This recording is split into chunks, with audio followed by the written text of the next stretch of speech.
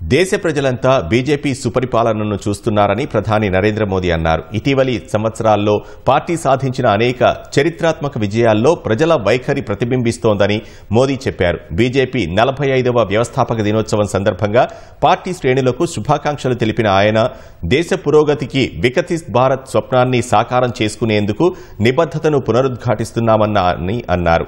కార్యకర్తలే బీజేపీకి వెన్నుముకన్న మోదీ వారి శక్తి, ఉత్సాహం ప్రేరణాదాయకమని కొనియాడారు. దశాబ్దాల తరబడి పార్టీ బలోపేతం కోసం జీవితాలను అంకితం చేసిన వారి సేవలు మరువలేనివని తెలిపారు. సమాజ సర్వతోముఖాభివృద్ధి దిశగా తమ ప్రభుత్వం సేవ చేస్తూనే ఉంటుందని ప్రధాని మోదీ పోస్ట్ చేశారు.